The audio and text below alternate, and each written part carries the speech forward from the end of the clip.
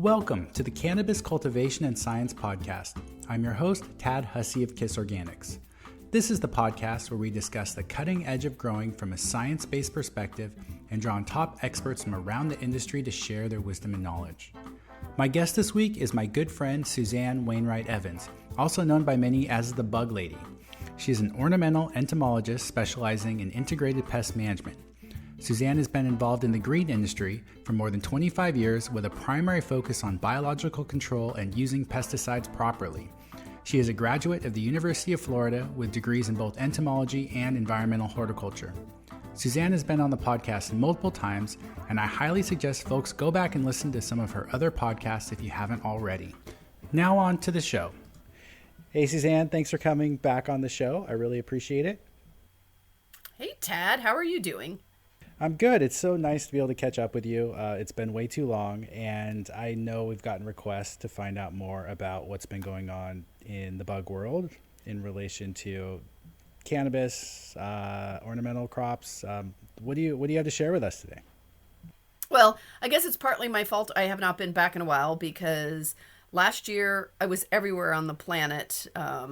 I went to a biocontrol meeting in France. I was at another biocontrol meeting in England, along with crisscrossing across the U.S. and Canada. I think there was one day last month I was home, like 4 days last year. I think it was like November. I was home 4 days out of the month because I've been traveling so much between conferences and working with growers and their pest issues. So I'll take the blame on not being around, but I'm glad we have today. Before I take back off, I just got back from the MANT show in Baltimore last night, and I'm heading down to Florida on Monday for the TPIE show. But along the way, I picked up some really interesting information, and I've seen some cool things that I think would be good to talk about. And one of the new things I'm super excited about, and no, this is not a paid advertisement, and no, they're not paying me money, is that Bioworks has this new product called EpiShield, and I'm super duper excited about it because one of the stumbling blocks we have with pesticides always is reentry intervals. After you apply a pesticide, you can't go back in for so many hours for worker safety. This particular product does not have a reentry interval. So that means you can spray it and your workers can go right back in without having to wait because it's considered very safe for humans to be around. The other thing that I'm super excited about is you can dip cuttings in it. We've had a lot of challenges with Suffoil X because, I love that product and it does so many great things, but we do not technically have a dipping label for the United States. Canada does have a dipping label, but we do not in the US. With the EpiShield, you are going to be able to dip in it. And since it is on this 25B EPA registration exempt list, you can adjust your dipping rates that are appropriate for your crop so that if you find that your crop may be more sensitive, you can lower it, or if you want to try to get higher efficacy, you might be able to raise it a little bit. I mean, there's a window to work in there, which Bioworks has done a ton of phytotoxicity testing with it. And they've been testing tons of crops to see if there are any issues, and they have lists available of all the crops, but for the most part, it's looking very safe to dip your products in. The main target for it is two-spot spider mite, and one of the things I'm excited about too is it does kill all live stages of two-spot spider mite, including the egg, which some of the other botanical oils do not. So that's a huge advantage there. And also the rates on it are super duper low. It's like 10 times lower than some of the other oil application rates. So that reduces the risk of phyto, that keeps your costs down. And so there's just, a lot of benefits to it.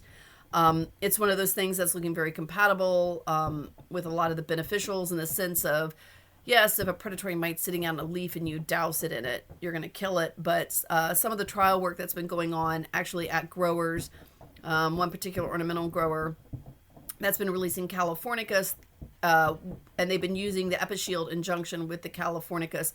they're still finding Californicus running around in the crop, even with using EpiShield to kill the spider mites. And so we think it has to do with how predatory mites deposit their eggs in the undersides of the leaves and the domatia, and it's very difficult to get spray coverage there. So they're kind of out of the way of the spray.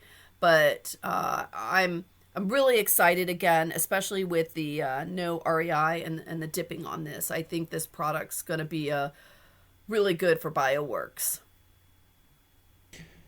Yeah, so I recently did a post on why I am using Suffoil X in my garden, and there was a little bit of pushback from some folks regarding the fact that it's a petroleum-based product. I know you and I talk about how we use Vaseline, and there's a lot of other things that we should probably be more concerned about in our lives than a petroleum-based or mineral oil-based product. But the EpiShield, Dr. Michael Brownbridge just sent me an email not that long ago about it, and the things that stood out to me were it's a 25B product. I believe it was clove oil. I have to go back and look, was the main ingredient.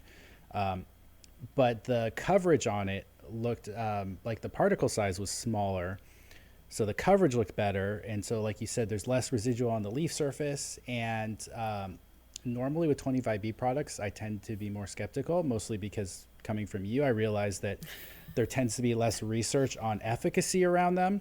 But Bioworks has such a wonderful reputation in this industry for the level of research and data that they bring to the table.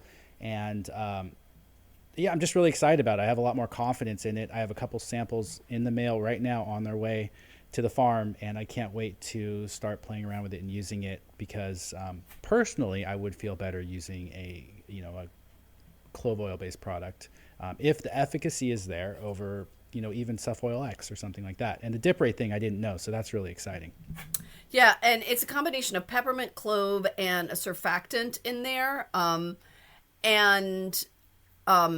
entomologist that developed it tried lots of different, it's finding that sweet spot of killing insects without damaging plants. And he worked very hard on developing this. And as you said, Bioworks, they will not just, here's a product. They ran trials on this for an extensive amount of time to make sure they have all the data, all the research, and that it works. They're not just, we'll bring anything to market kind of company. They're very particular about what they do sell. And with their team of experts, like Dr. Michael Brownbridge and Julie Gresh and Dr. Chris Hayes, I mean, they've really got an amazing lineup of people there because it's their reputation, and they're not going to bring a bad product to market. And I'm so always skeptical about essential oil products. We call them salad dressings.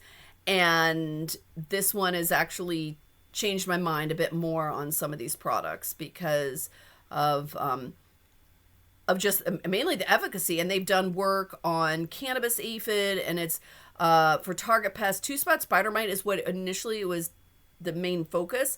But they definitely have efficacy on aphids, and they've done some work on cannabis aphid. They've done work on whiteflies.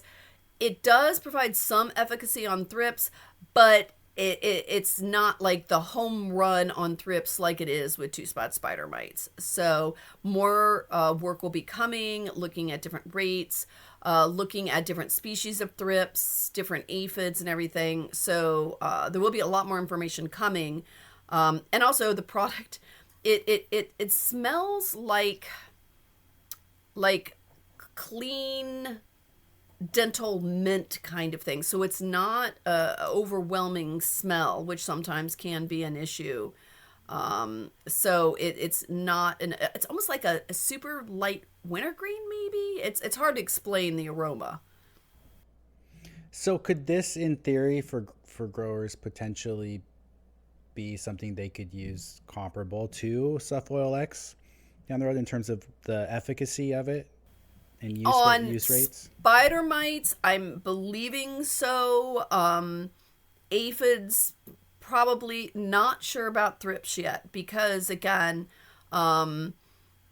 it's not quite as strong as a thrips product. But again, you have to look at your crop and look at all the differences between the two and decide which one's best for your application and what you're doing. But Okay. yeah, Well, I might do something with Michael talking about it here soon. Anyway, that was on my list of potential upcoming podcast topics. So I'm glad we were able to talk about it now. yeah, no, I'm excited because again, it's in the hands of a bunch of my growers now, and getting feedback from them. So that's super exciting on that. So I guess we'll move on from EpiShield. And the other thing, which may not be as exciting for everybody, but again, I still think is super exciting, is BioBee. They're one of the. I used to think of them as not one of the big boy insectaries, but now I'm definitely inking them more into this big boy category. Because of their product line and the team they put together.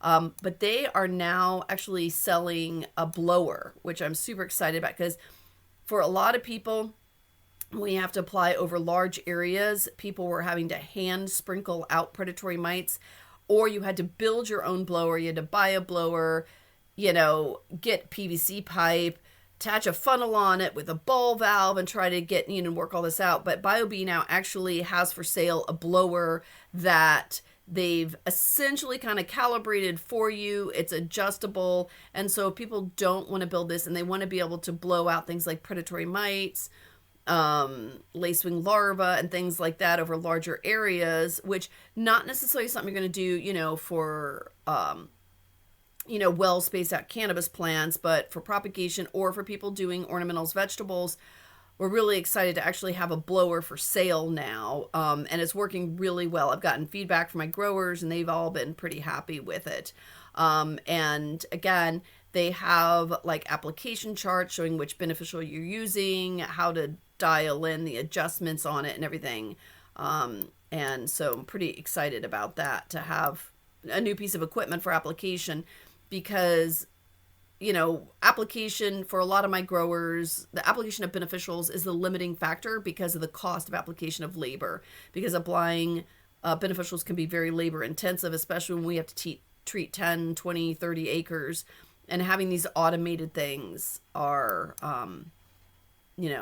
pretty exciting, which includes, and again, it doesn't affect your people as much, but BioBest out of Europe now has a piece of equipment called the Entomology, and it can attach to the back of tractors to go out and do large farm fields to apply predatory mites at an incredibly fast rate. So they can, go down the middle, and they've got these long booms, and the airflow carries the predatory mites, and they're applied out like on the strawberry fields.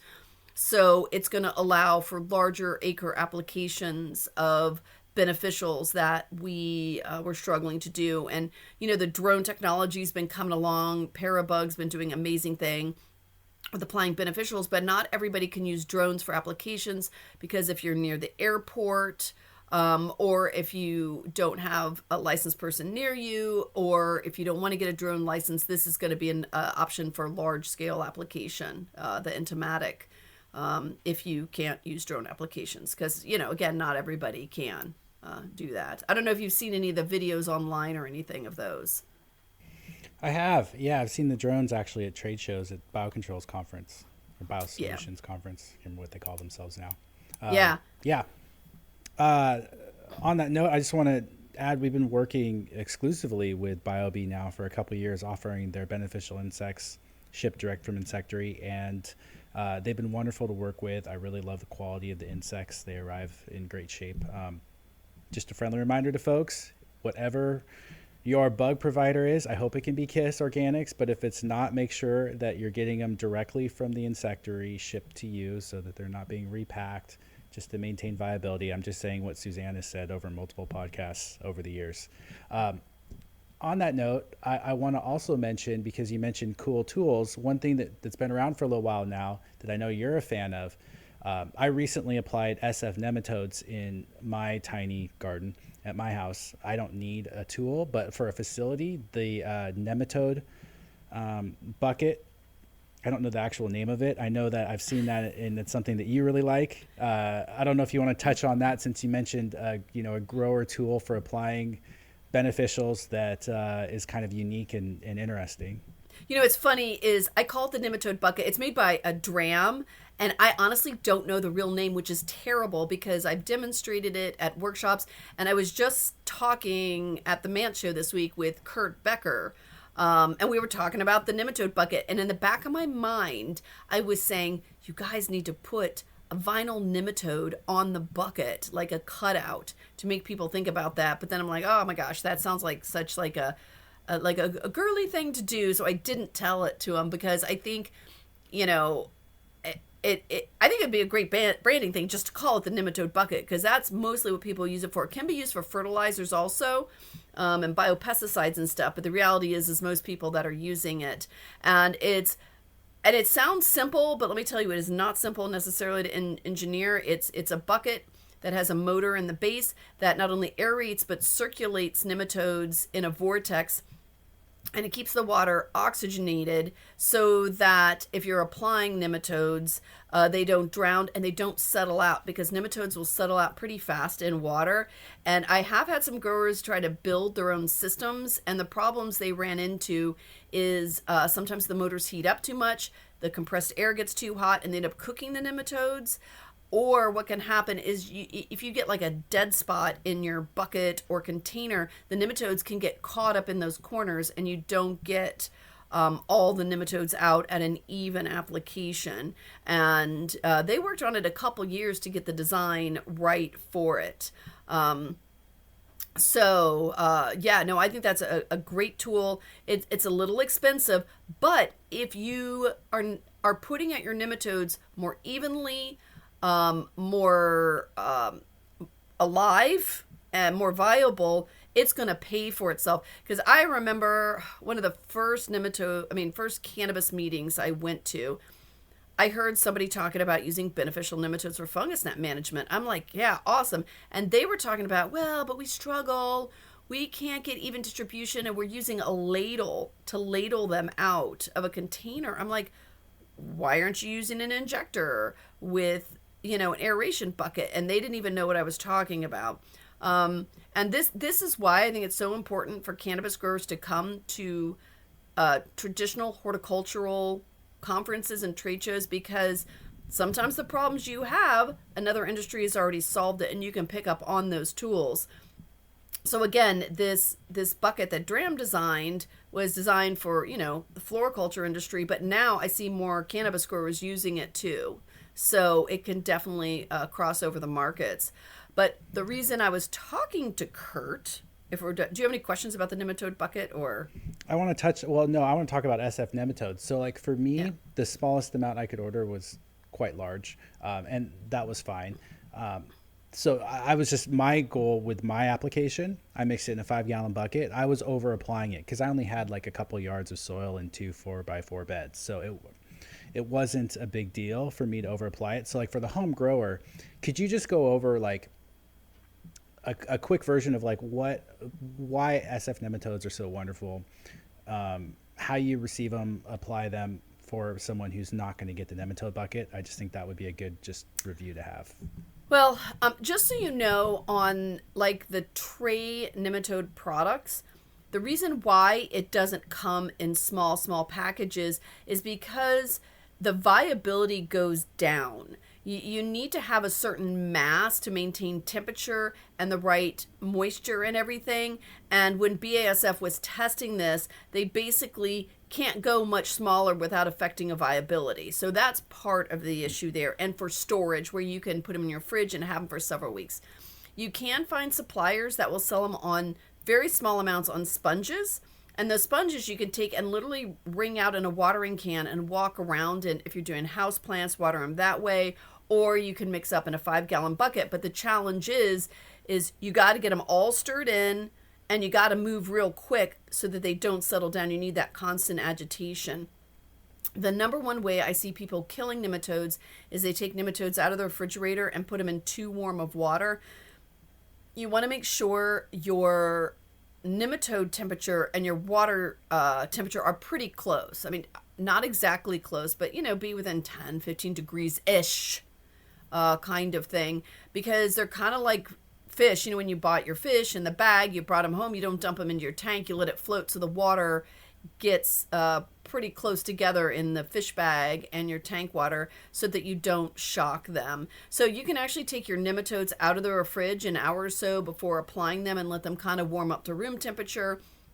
If depending on what your tap water is, like right now my kitchen tap water is crazy cold because of it's being wintertime, but I'll be in Florida next week and there's no such thing as cold tap water in Florida. Everything's warm to hot that comes out of your tap. So you have to look at your water temperature, how you're storing them, which should be, around 40, 41 degrees, and then try to, either get your nematodes warmed up, get your water cooled down, let your water warm up, and kind of get them, closer together for application. But the main thing is you want to make sure they don't settle out so that you do get an even application. Now, if you're doing like what you did or what I do at home, same thing. You get this giant package of nematodes and you need to treat a small amount. You're over applying them anyhow, so it's not as much of a deal to make sure that they're so evenly distributed. But when you've got to go treat large acreage, you've got to make sure that everybody's, getting their nematodes out there. And, they're very compatible with most insecticides, products, even the microbial products. You can actually tank mix them together. The beneficial nematodes are actually, once you get them in the soil, they're pretty hard to kill, but they're easy to kill in the package and when applying them. And what are all the targets of the SF nematodes? For the most part, our industry is using floriculture, cannabis, vegetables. They're using them for fungus gnat management, and they are also using them for control of certain thrip species. Not all thrip species, but thrips that pupate in the soil. Number one, western flower thrips. You can definitely get some onion thrips, but be aware, there are other beneficial nematodes, Carpocapsae, Bacteriophore. Those will also actually infect fungus gnats. They will infect thrips, but the initial research has shown that the Feltier works better for the fungus gnats and western flower thrips, where Bacteriophore and Carpocapsae we use for other more agricultural pests. And you tend to see western flower as the dominant thrip species in cannabis or onion? No, onion is the predominant one. Also see echinothrips, to a less extent. But I very rarely, and personally, I've still never seen western flower thrips in cannabis. Not to say it can't exist, okay. but I have not seen it yet. Everything I've seen, all the samples I've looked at have been onion thrips. And can you talk a little bit about onion thrips life cycle while we're at it? This is more for my own edification again, because I guess I have thrips because I spotted them on my young plants, so I haven't found any real damage, but I'm not going to say they're gone. Generally, I'll tell you what I did first, and then you can tell me about the life cycle to tell me if I addressed it correctly. That might be a good way to approach this really quick before we go on with the latest stuff. So a grower called me, said, hey, the clones you gave you, I found some thrips damage. Not a lot, but you probably have thrips. So then I went back through my plants. Sure enough, I found a couple. They're hard to spot, but I did not get them identified by you, other than I knew that they were thrips, but I don't know the species. You're already probably shaking your head. What? No. So I did a couple applications of Suff Oil X in the form of Monterey Horticulture Oil, because I could pick that up locally or on Amazon in a small enough size. It's the same product. I don't need a 5-gallon bucket of Suff Oil or a gallon of Suff Oil. So I did 2 applications of that, 2 to 3 days apart, I believe. And then I followed that up with a release of SF nematodes and here's where I got to go back and remember my list of beneficial insects, because I always forget this one. Stratiolaps? Thinking about insects. No. Or cucumaris? Was it on the foliage or in the soil? Swirsky on the foliar. I did a foliar of Swirsky. Okay. And those were my, along with the nematodes. And I think I might have also released some rove beetles at the same time. But that was sort of my preventative approach towards dealing with this issue. And I haven't seen any insects in the room. I know I had some fungus gnats at the time too, and I haven't had any fungus gnats showing up on my sensor cards, my yellow sticky cards, since it's been a month or so now, month and a half at least since I did all this. But how would you have approached it, I guess? I would have identified what thrips it was, but that's okay. So okay. was this outside or is this like indoors? Indoors. Okay. And I think most of the growers we work with are indoors that listen to the podcast, so it would be good. Let's just take this from an indoor perspective. Well, I mean, some people, will grow a few plants in pots in their backyard, kind of thing. But I've gotten them outside too, for sure.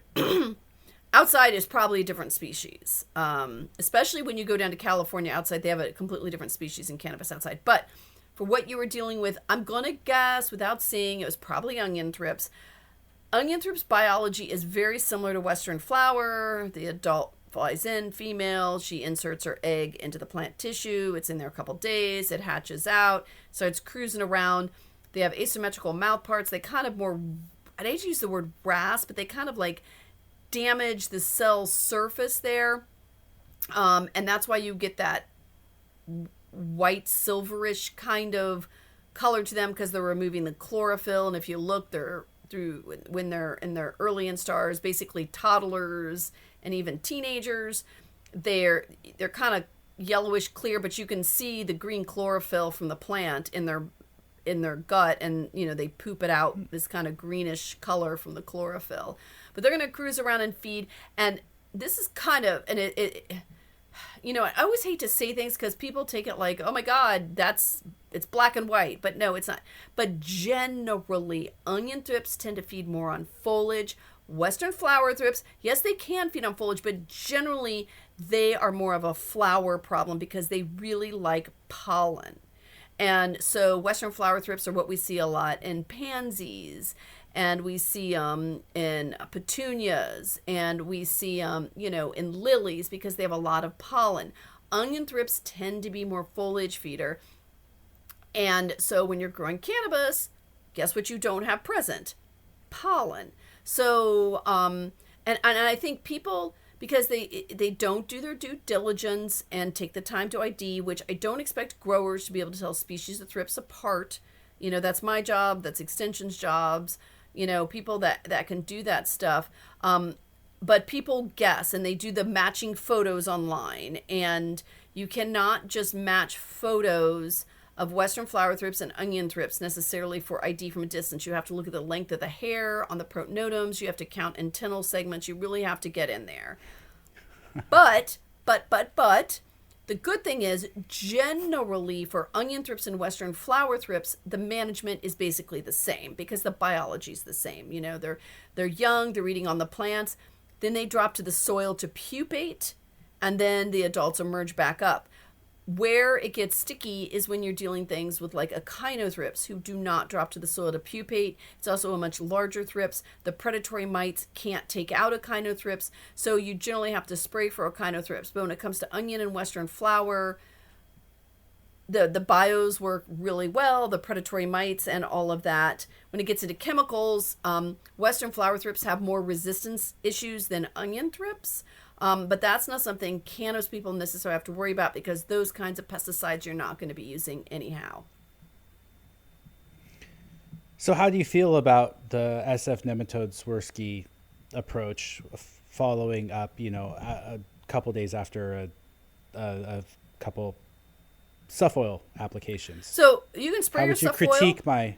Yeah. So what's that?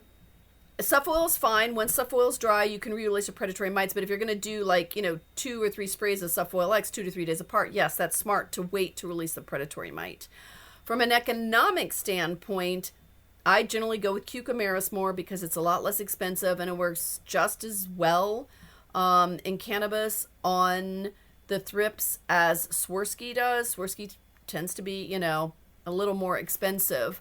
But no, I think that's a perfectly fine program, and using, your sticky cards, to monitor, I think is a very, good tool for that. So yeah, I'll give you So one thing you mentioned was how they eat the chlorophyll.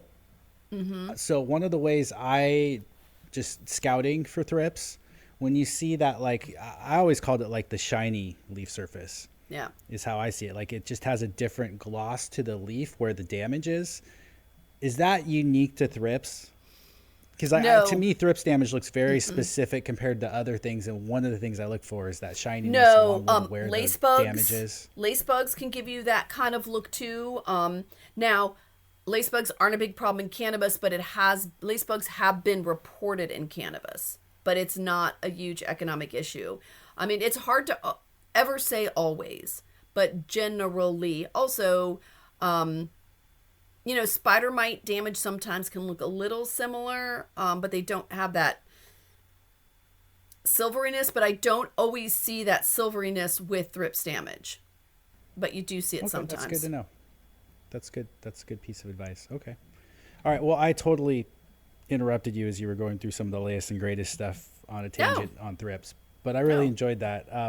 What else did you want to share in the last year that you've been learning about? What I was going to say, because we were talking about the dram bucket, Kurt Becker, I had a conversation with Kurt Becker. So for the Cultivate show this July in Columbus, Ohio, amazing show. It's awesome. The education, everything. And someday, Tad, we're going to get you there. I'm teaching a full day workshop on the Saturday before the show starts. And one of the things we're doing, talking about equipment, is I'm going to have Dram come talk about their foggers, because more and more people are looking at pulse foggers, cold foggers, and things like that, so that they can apply for ornamental growers, conventional pesticides, but also microbials, things like Bavaria, things like cordyceps, things like metarhizium, where you can put it in there, close the door, have the timer kick on, and basically, air quote, fog your facility with these microbial products, so you don't have to worry about REIs, you don't have to worry about, you doing the spray coverage and all of that. And Dram is going to come and talk about and show the equipment, and we're going to show about how they do the efficacy testing for microbials going through these things. And I think it's going to be that's just going to be a part of the day. There's a whole bunch of stuff we're going to be doing. We're going to be talking about some other products I'm about to talk to you about. We're going to be demonstrating how to use them. And I'm going to be doing some more how to basically kind of take cuttings off of plants, washing plant cuttings, and how to find pests in them for early detection. So we're going to have a bunch of good stuff at Cultivate this July. All right. I have one dumb question then before you move on. So as someone who is like very conscious of my health, probably I have too much anxiety around it in general. One thing I think about with REIs when I go to visit facilities, and some facilities are great about it and some are not, as I'm sure you've seen, in terms of PPE, or like, hey, let me show you this room, and I don't know when they last sprayed. I get a little nervous about that. But if you were to use, like, let's just say as a hypothetical, you were to use a fogger to spray a microbial, I don't really want to be breathing that in my lungs. How, with no REI, does that just settle so rapidly that you can go back into a room relatively soon? It will have an REI, but what happens is they set these to go off when nobody's working. So it will fog, and then while your REI is why nobody is at work. Okay, but let's just say they're not doing it that way, because I'm sure that is the case in more facilities than you realize. So let's assume that they let off they set off the fogger in the middle of the afternoon. How long does it take for those particles to settle back down to where you're not breathing the product? Particle size and how much venting you have, because there are all these venting rules that go along too. It's a very variable thing.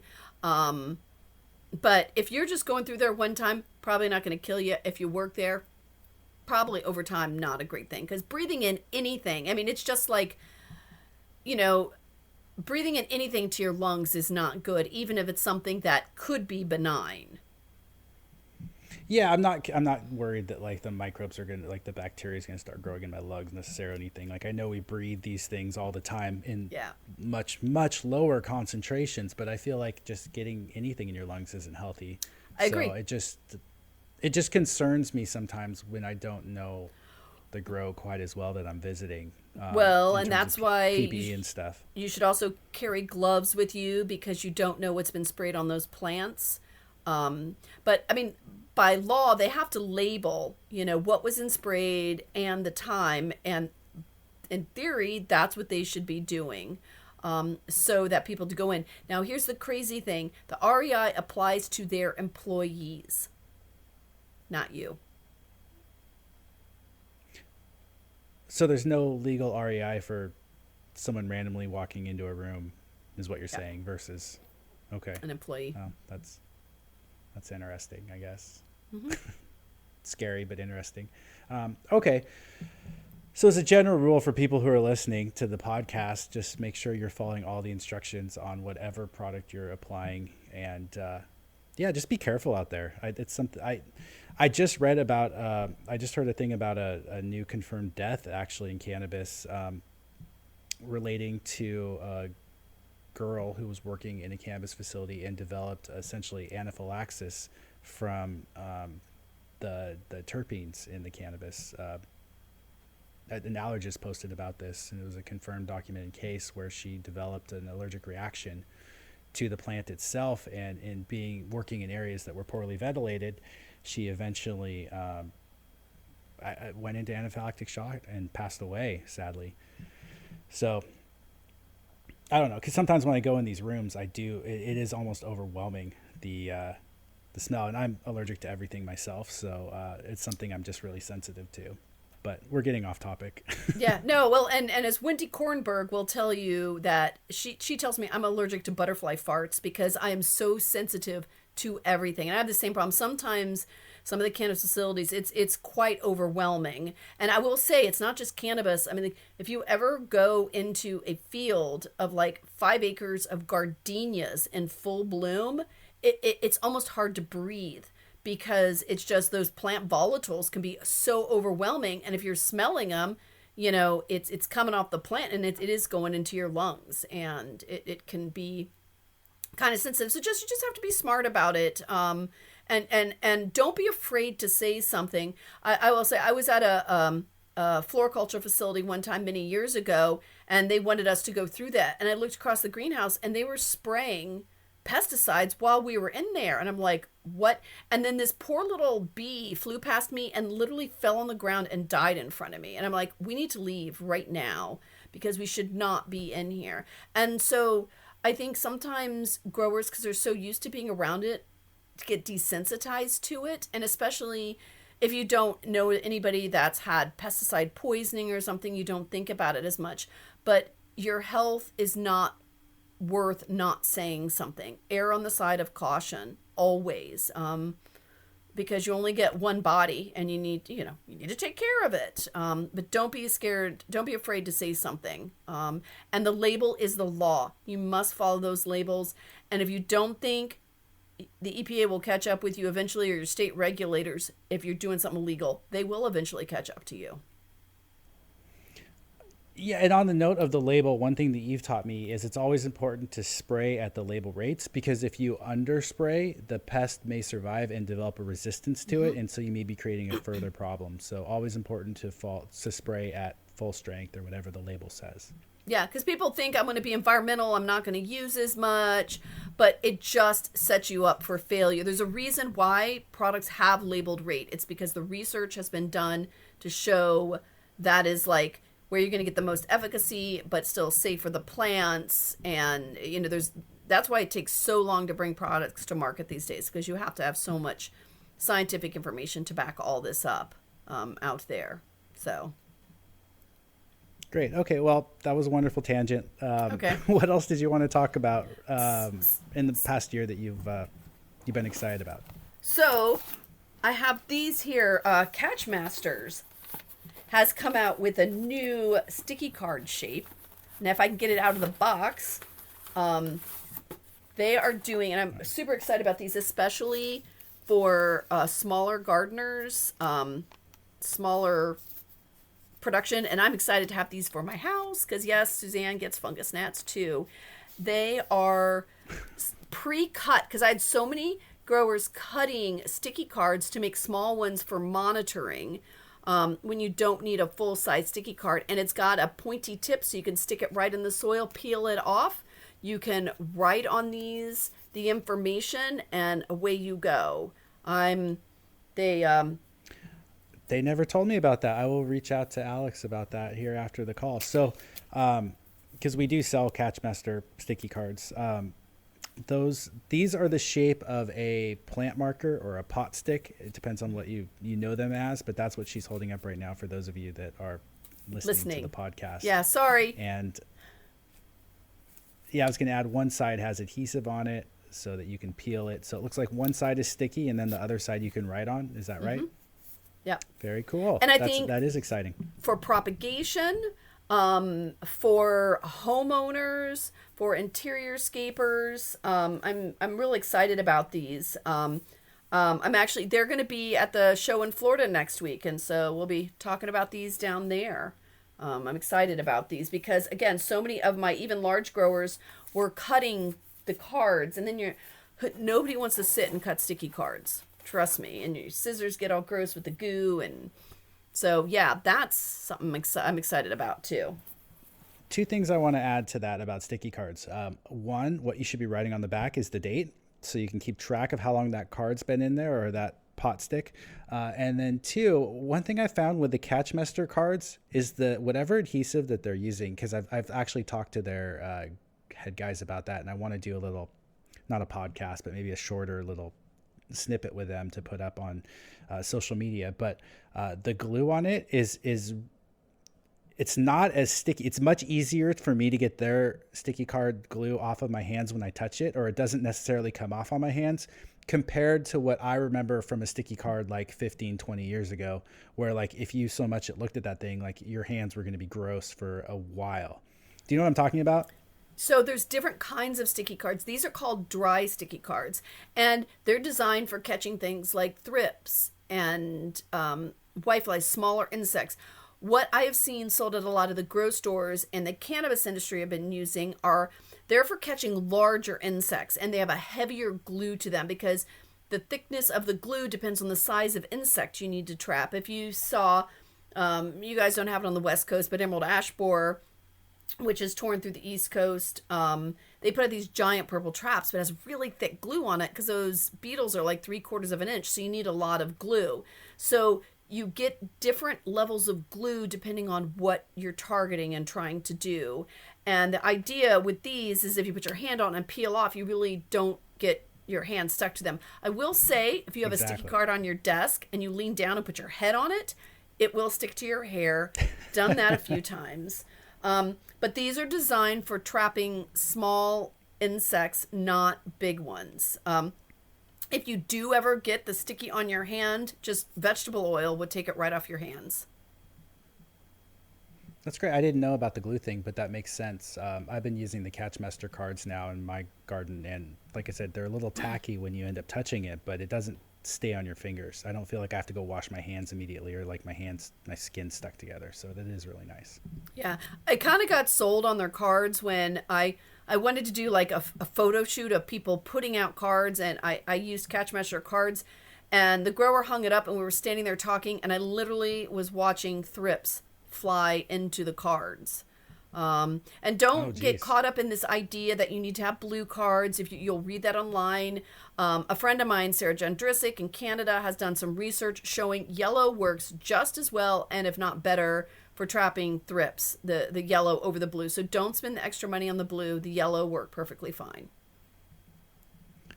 So should we be using blue cards at all, in your opinion?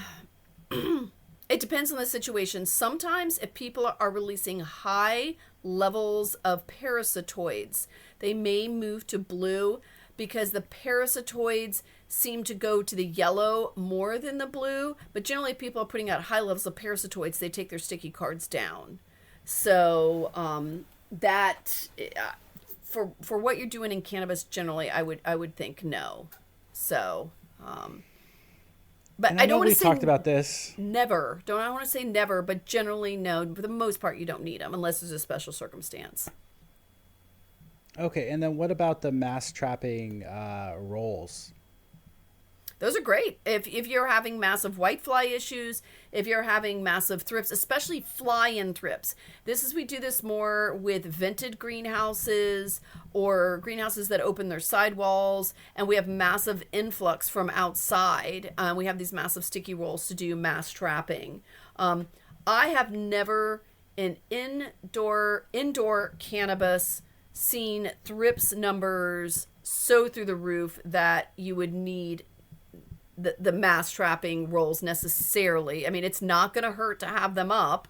But what I have seen is, because, cannabis growers love releasing ladybird beetles, and I've seen numerous times they have those massive yellow rolls out, they dump out the ladybugs, and then ladybugs just all get stuck on those big yellow rolls. And just a friendly reminder to folks, we're not buying ladybugs because they are wild harvested, they can bring in diseases, and there's just much better options. Though they do look cool, and they seem to have become the face of biocontrols that they really shouldn't be. Right. By the way, my friend Kim Horton, who you've met, she was out hiking in California, and she came across a huge mass of overwintering ladybird beetles, and she sent me pictures. I am so jealous. That's on my bucket list, is to see the overwintering sites in California, for where you have millions of these ladybird beetles all clustering together. Yeah, can you paint the scene here? Because I don't even know what that would look like, other than I know that that's how they're harvested. But is it literally like a giant? They're just they cover the ground, they cover the trunks of the trees. Sometimes they'll get into crevices and rocks. So on the East Coast, a bunch of our ladybirds here overwinter in leaf litter, so you don't necessarily see them. These are more vertical overwintering sites in California. I'll share the pictures with you. That's cool. Yeah. Getting back to the mass trapping thing, I just want to touch on it. So a lot of times what I see is people are mass trapping for fungus gnats, but really maybe that money would be much better spent then on like SF nematodes as an approach, or BTI or something else, rather than trying to catch the adults. I mean, it depends on how they're mass trapping, because remember, fungus gnats generally are going to be low down near the soil, and if you've got your sticky ribbon way up high, you're not going to get many up there. Up high you're getting more of the flying in whiteflies, flying in thrips. If you were going to do what I would say mass trapping for fungus gnats, I would use the traditional square sticky cards down on the soil surface like a billboard, because you want it low where the fungus gnats are hanging out, not way up high.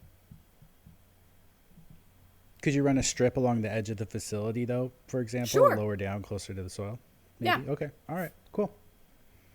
All right. Moving on. All right. Okay, we just did the sticky cards. So, lacewings.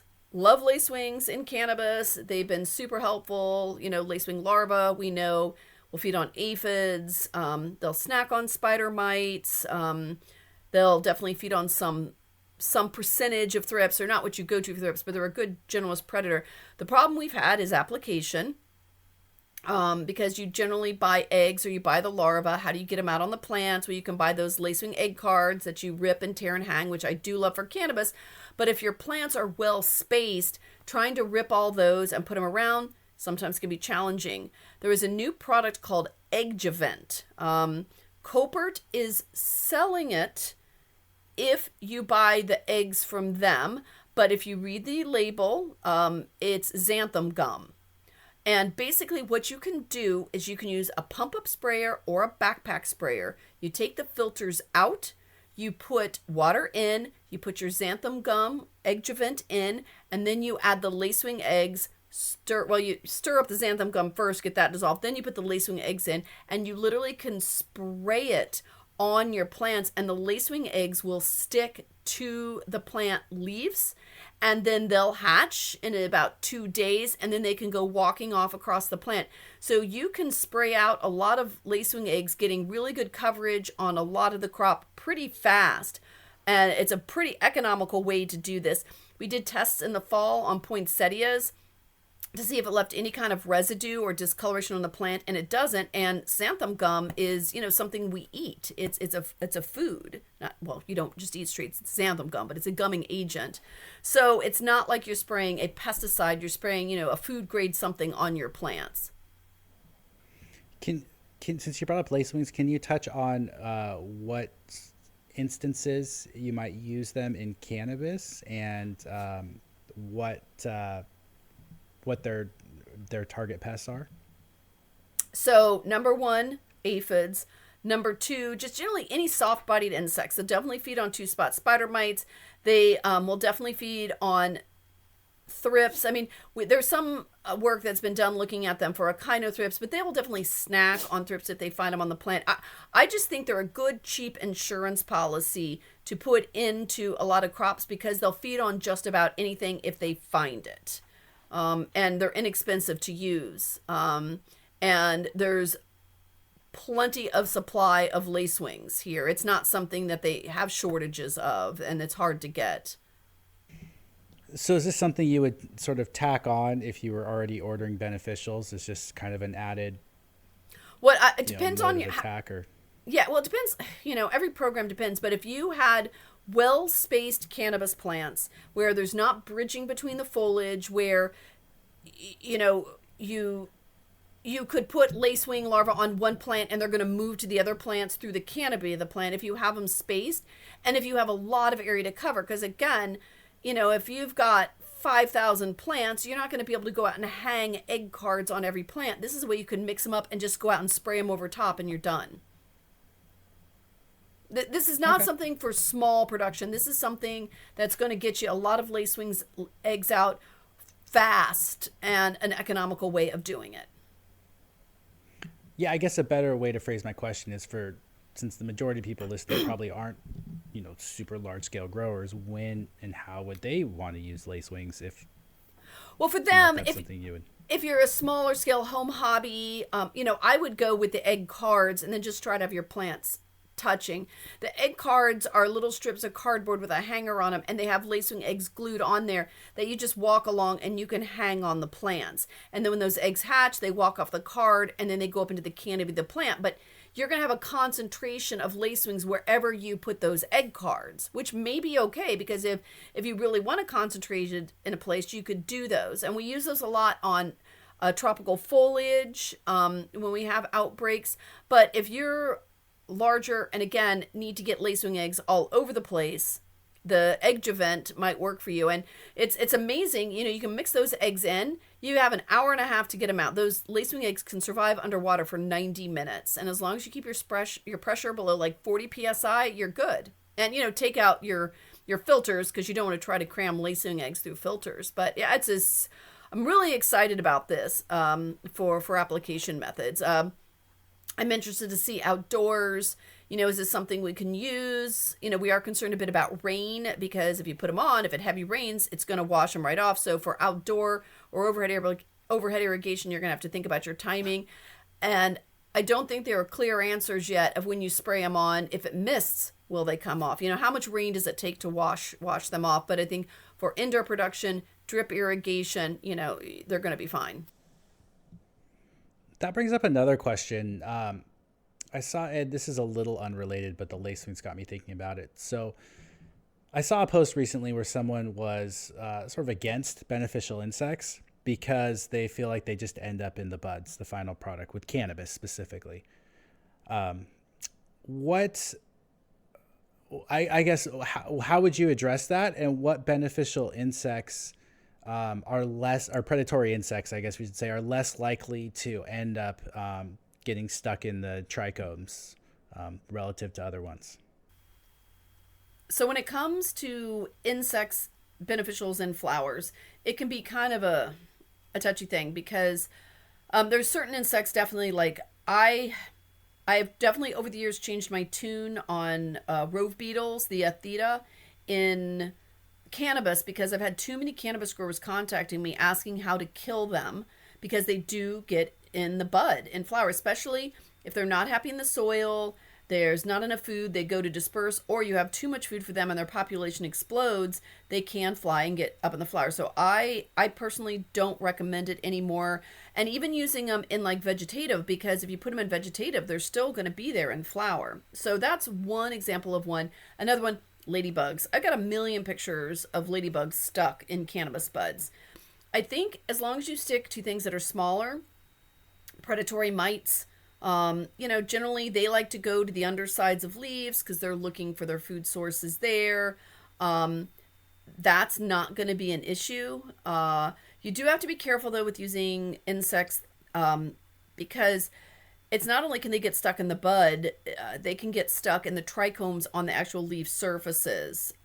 So if you have a variety that's very trichomy and super sticky, your beneficials may not even work, especially for things like lacewing. If you're getting a few weeks into flower, you generally don't even want to use lacewing larvae because they can get stuck in those trichomes.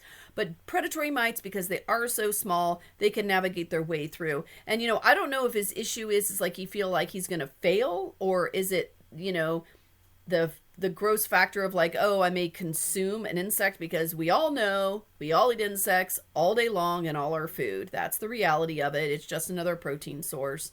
But considering the alternatives, you don't have many other alternatives. But this is why you need to start your management programs in propagation, continue them heavy through vegetative, so you shouldn't have to treat heavy in flower. But generally people wait till they have a problem and then it's too hard to clean up. You got to start your bios in propagation.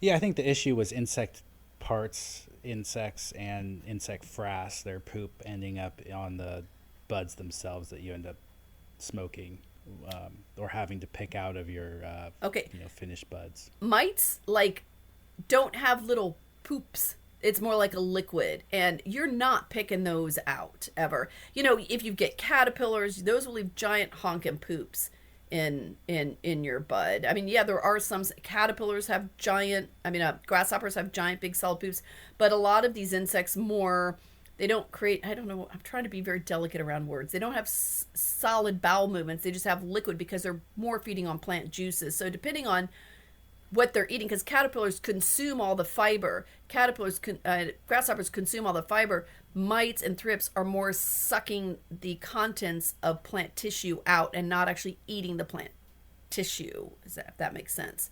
So there's not going to be poops to pick out. Okay, yeah, that was just one of the complaints with beneficial insects that I thought would be interesting to mention today. There's always going to be, when we were chatting. There's always going to be people that have complaints about something. And on the scale of issues I deal with every day, poops from beneficial insect being on the plants is not one.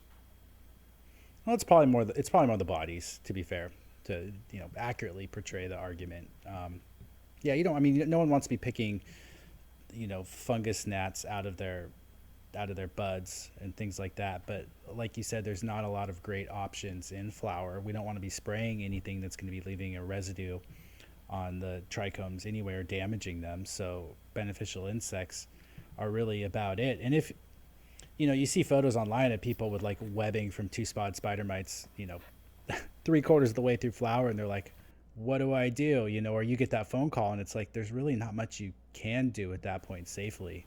After you punch yourself in the face for screwing up, get in your time machine and go back and do your preventative program when you don't think you have a problem to prevent that from happening. Because that literally does not happen overnight. It's been building and building and building, and you weren't being preventative in your program. You cannot wait till you have a problem. Great. I don't have anything to add to that. So moving on, was there anything else that you wanted to talk about regarding sort of, I guess this is kind of turned into like sort of a new product podcast of things that you found that are exciting. Is there any new research that's come out in the last year in relation to cannabis that you might want to share too? On actual cannabis, no, but it was very interesting. Don't even have to comment on this, but so when I was at the meeting in France, I was at the International Organization of Biocontrol conference in Brest, France, late fall, and it was a very intense meeting. We started at like 8:30 in the morning and went to about 6 every day with presentations on basic kind of what's going on around the world with biocontrol, what research is happening, who's doing what. And of course, cannabis came up. And when I talked to the European people about the issues with Aspergillus and cannabis, they're like, what? And I'm like, well, this is a thing in the States where they're doing all this testing. And they're like, what? And most of them had never even heard of this phenomenon of Aspergillus. And the crazy thing is so Aspergillus, the genus, there were actually presentations on using different species of Aspergillus as biocontrol agents. And we were talking about this, and I said, because in the US and Canada, there is such a negative connotation with the word Aspergillus that even if you came to the market with Aspergillus that was the best biocontrol microbial ever, because the name Aspergillus is in there, nobody will use it. But it was just interesting how the Aspergillus thing is not even on their radar for European cannabis, and it has been such a big issue here in the States. Yeah, that is interesting. I don't know that I have any comments on it other than I didn't realize how serious of the mycotoxin is produced by the species that can show up in cannabis or in edible crops. Corn? And just how dangerous it was. I had kind of always just sort of poo-pooed it, like, yeah, mold and mildew is probably not a big deal, if you have a healthy immune system. But when I listened to the presentation, I learned that, like, this is actually a really serious thing. This is why, like, you mentioned corn. I think of, like, peanuts and aflatoxins that are produced potentially with that, like, with the production of them. Like, it's a serious thing. And so I'm glad that we're looking at it. I don't think the testing has caught up with it to the point where we're actually accurately testing what we need to be testing. But that's a totally different issue altogether. Well, but you look at the food industry, and if you have not seen that webinar, it's funny, that webinar that I think it was Oregon State University, or was it the state of Oregon did? That was the one. Was it OSU? I can't remember, but that was, I want to say OSU, but it could have been the state of Oregon, but that was the one that we were both on. Yeah, and I was watching that while I was waiting to get on my flight to go to Europe at the airport. And I didn't realize how much money the corn industry spent testing. If you've not seen that webinar, you need it. It was really interesting, and it was interesting because right after that webinar, was it Oregon and I think was it New York State dropped the Aspergillus testing, didn't they? For cannabis. I can't speak to New York, but Oregon put a hold on that for a while. Yeah, it was another state followed. Maybe it's not New York. But if you've not watched that, it's just even from a food history standpoint, it's super interesting. I'd kind of like to go back and rewatch that again to process it all better. Because also I didn't realize what a diverse group Aspergillus is. Because, we're taught, Aspergillus bad. And then I go to Europe and they're talking about, look at the benefits of Aspergillus. I'm like, what? And it just shows you like how much we don't know and how fast we are to paint with a broad brush when we really don't understand all those details. But I would highly recommend to go back and anybody to watch that because it was super interesting. Yeah, my complaint with it though was basically all they were saying is like, we need to test for it. It's really bad. It can have all these negative human effects. We don't know what combustion does in relation to this. Or into your lungs. We don't have any solutions for how to manage it. They didn't give you any management options. No, but I found the history. That was what was really interesting to me because I didn't know that it was this big thing in food. Yeah. But if you're going there to try and get solutions, it's not. No, it's no. Not, From a historical food standpoint, it was interesting. Speaking of microbial stuff, the other thing I am super duper excited about, I'm going to move my camera down. I feel like I'm sliding down on the sofa as the conversation goes on. Put my head back in the middle. Okay, so there is a company in Canada called Anatus, and they produce a product called Bioceres, which contains Bavaria bassiana. That is the same type of fungus that's in Botanigard, but it is a different strain. This is the ANT strain that's in Bioceres. It was isolated in Canada by the research entomologist at Anatus. So we've had the wettable powder Bioceres for a while on the market here. That's not new news. What I am super, super, super excited about is they now have it in a granular formulation. And the idea with this is you pre-incorporate it into the soil. And I think for cannabis, for root aphid, this is going to be the game changer, because the problem with drenching these microbial products, whether using Bavaria or Isaria or even Metarhizium, is when you put it on the soil surface. Soil is a filter, and the spores, you don't get high enough spore concentration deep down in the pot where the root aphids can be. So yes, if you're in a propagation cell, probably yes. But if you start getting to a 3-gallon, 7-gallon pot or bigger, you're not going to get enough spores in there. But if you can pre-incorporate this so it's homogeneously mixed, the Bavaria, throughout the soil, you're going to have as much Bavaria in the bottom of the pot as the top, because the root aphids are all through that soil profile. So I'm super excited that there is this granular product. I'm also excited for it for turf, for things like chinch bug management and grubs. So there's a lot of potential with this.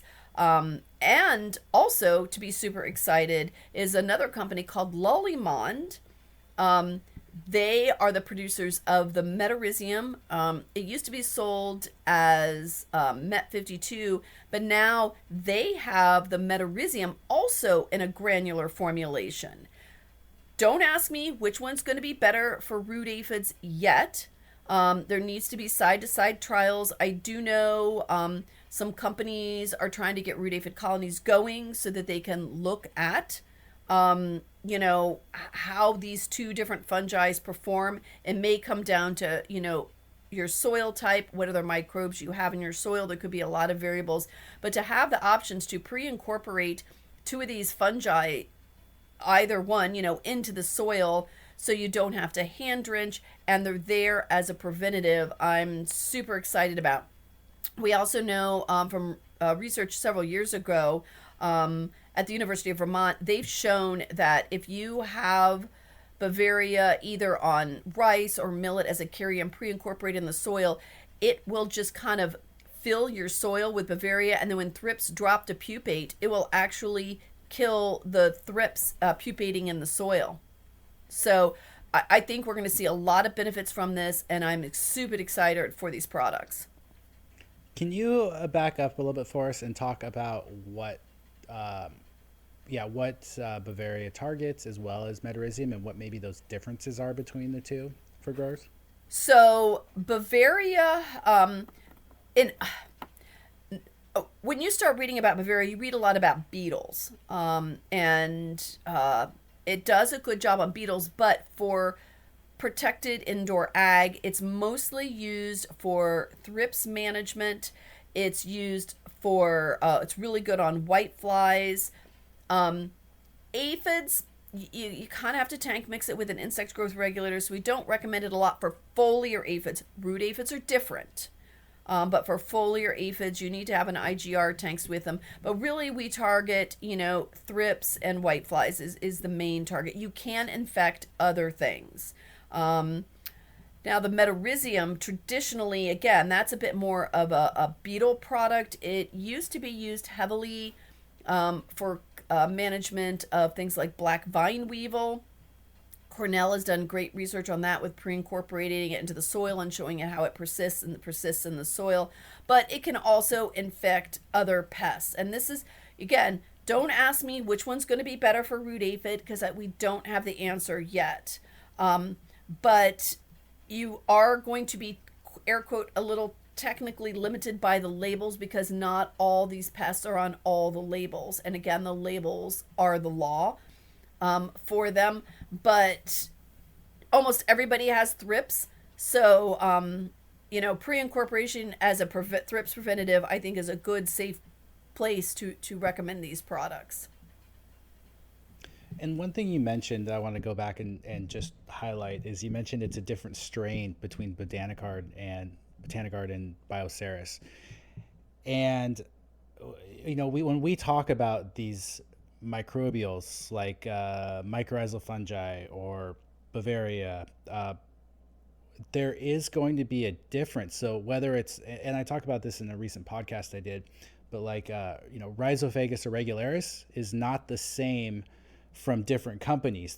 One might be have slightly more drought tolerance, or perform better at this pH range, or deal with a certain temperature better. So we can't just use the word Bavaria and assume that it's the same product. And so people have to do a little research, or maybe try one Bavaria in your environment. If that doesn't work, don't assume that all Bavaria won't work. Try a different one too. So just something I wanted to add. Yeah, so currently on the market, to make things clear, as far as strains of Bavaria bassiana that is EPA registered, there are 3 different strains on the market. There's the GHA strain, that's in Botanigard, which, by the way, so everybody knows, is not sold by Bioworks anymore. So you cannot go to Bioworks for help. It has been given now to OHP Chemicals. And the next one is the ANT strain. And that's the one that comes from Anatus, that they discovered up in Canada. And then the third one is Bavaria bassiana, and that's 5339. That is a strain that is sold, that's in Velifer. Velifer is a liquid product. Botanigard comes as wettable powder and liquid. The Bioceres comes as liquid, wettable powder, and granular. So it can be kind of confusing. I've actually put in at several meetings to do, I'm going to be in Colorado, Denver in 3 weeks, which by the time this is posted, it may be then. But I'm going to be at the Pro Green Expo, and I'm doing a whole talk just on these microbial products. What's the difference, different formulations, when you use what, and really go into depth on that. So again, on the Bavaria, there's basically 3 different strains. Now, when it comes to what used to be called Isaria, which is now the genus is changed to Cordyceps, and it's Firmorososa, which I always struggle over that. There are, in the U.S. market currently, 2 strains. There is the Apopka strain that was isolated by the University of Florida in Apopka, and that is what is in Ancora and PFR 97. And then you have the 9901 strain that is from, I'm pretty sure it's from Spain, and that's where it's produced. And that is the active ingredient in no-fly and Isorid. Isorid is the one from Copert. No-fly is one that's generally sold by several different distributors. So even inside of the Cordyceps Isaria, there's 2 different strains. And then with the Metarhizium, currently on the market in the U.S., there's only 1 strain, and that's the F52, and that's being sold under Lolgard, and that is from Lollimond. If you can keep that all straight. Have you seen different efficacy with different strains?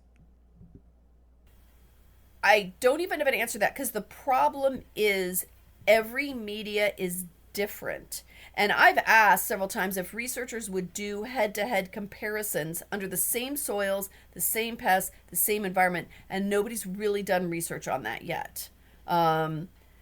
So we don't have good answers, but I will say generally, as what you said is what we do. We try one. If it doesn't work, then we try another one. If that doesn't work, we try another one until we find one that works for your soil, your moisture, and also your microbes, because I do think there's some competition between all these microbes going in the soil and some of these entomopathogens, and some of them are being outcompeted or even eaten up by things that are already in the soil. Because you could do a trial, let's say in a soilless media, let's grow even like a sterile perlite and throw root aphids in there, throw, cannabis in there, and throw each one of these products in there, and one may outperform it. But then if you go to your greenhouse and actually do it in your soil type, you may get a completely different result. That's a good point. And unfortunately, with pesticides that are EPA registered, you get that strain name separated out. But with something like mycorrhizal fungi or other, some of the other bacillus species, you don't see that. So, and to further complicate things, there may only be there's only 3 manufacturers of mycorrhizal fungi, like endomycorrhizal fungi, when we talk about like rhizophagus irregularis, glomus, interradices, that I'm aware of currently. And so if you're not buying from, Dynamyco, RTI, or Premier, you're probably buying from a reseller that's buying it in and relabeling it. So it gets even more complicated to figure out what strain you actually tried, I guess is what I'm getting at on the microbial side when we talk about, fertilizer, biostimulant products versus pesticides, where at least the strain name of what you're getting. So that's one advantage. Yeah. Yeah. And I mean, this whole thing about these biostimulants, buyer beware, because they're really not being regulated at this point. One of a mutual acquaintance of ours he got a package of a product, calculated out the spore size, calculated it out according to the number that said it was in there. And when he did the math, the number of spores they were claimed were in the package would physically not even fit in the package they claimed that was in there. Yeah. No, you have to be very careful, especially where you're getting your microbes from, for sure. Yes, just like your beneficials. You have to be very careful with all of that. So. Great. Well, anything else that you wanted to touch on here today? I could go on forever, but, we've kind of already eclipsed over an hour, and we don't want to keep people too long. But I will apologize. I am trying to get social media content out, but I say this all the time, and when you're out in the field working, you don't have time to make posts, and I have ideas of great posts in my head, but it's just with traveling, almost every single week, I struggle to keep up with posting on social media. I'm too busy to post. So I'm going to try, though. Part of my New Year's resolutions, Tad said I have to make 3 posts a week, according to a scientific one, a personal one, and of interest, and I've gotten none of that done yet so far. I got 1 post from the show this week, a picture of me and some friends. Yeah, you said I said 3 that? posts are like the thing you're supposed to do to stay active. Oh, I don't remember that. I'm probably the last person to talk to when it comes to social media stuff. But that sounds like good advice to me now that I'm hearing it. So I'll take credit. One thing that you were helping us with that I want to mention, that I think we just have to get one more look over by you before we release it. And the reason I'm mentioning it is because I think it brings up an interesting point. So we see these beneficial bug guides that say, this predatory mite or beneficial targets this pest.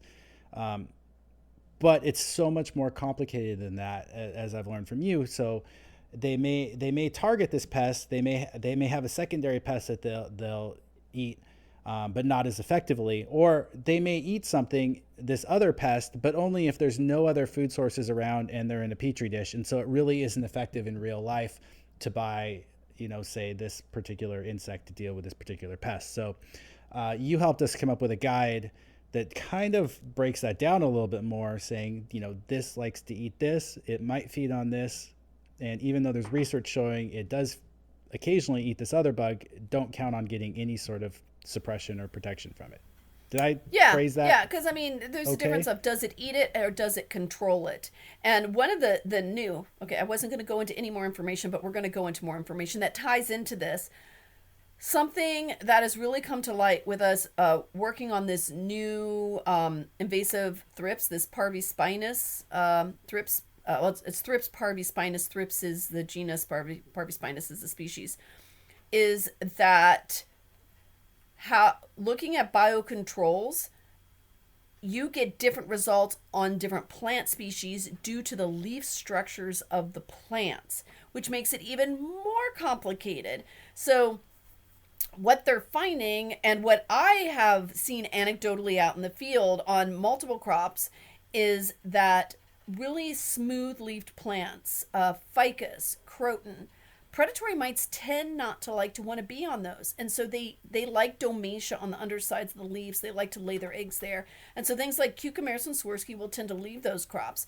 You look at crops like peppers and even cannabis. They've got all those hairs. They like to be on them. So if you're targeting a thrips species, those mites will probably stay around better on thrips I will say better on things like cannabis and peppers, where when we try to control that same thrip species over on, let's say, crotons or ficus, it might not work because the mites don't want to stay on the plant because of leaf structure.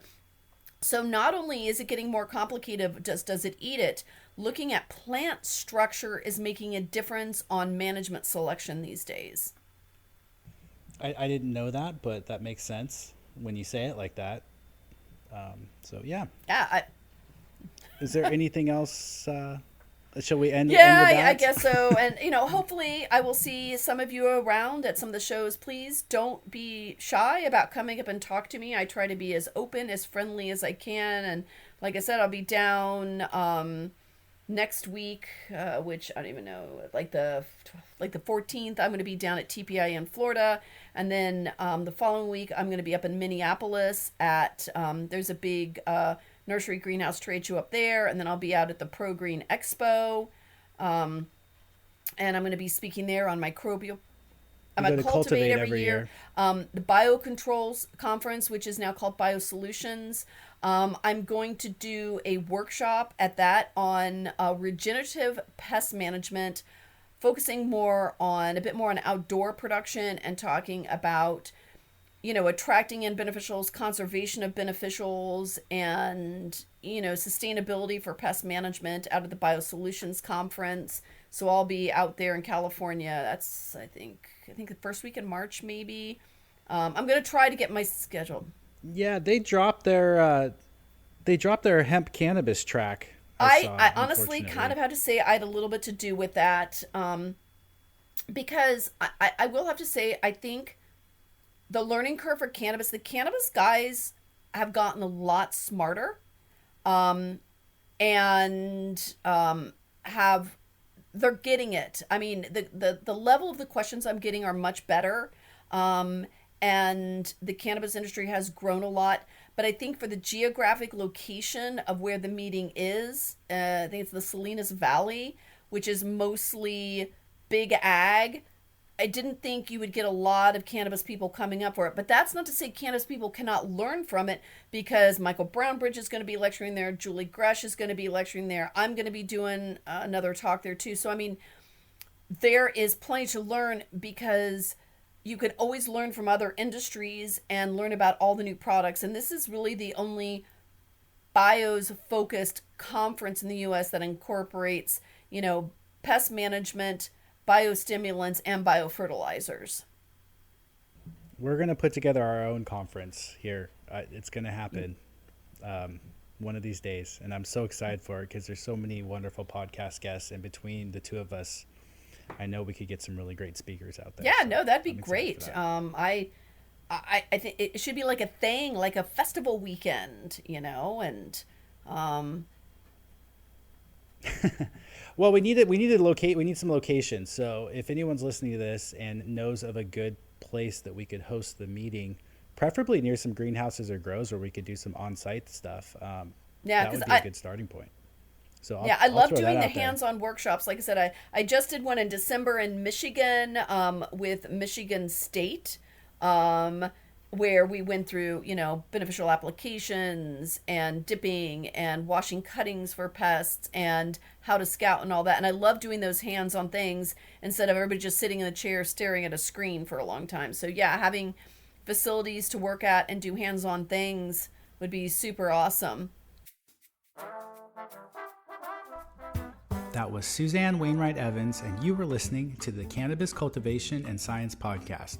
If you like the podcast, please leave us a rating and review and give us a follow on Instagram. And don't forget, at KISS Organics, we have a wide range of products we offer on our website, ranging from soils, amendments, beneficial insects, sticky cards, soil test analysis, and consulting. I also recently added a Patreon for folks interested in supporting the podcast directly. Lastly, you can sign up for our newsletter on our website homepage to stay up to date on the latest research and information. Thanks for listening.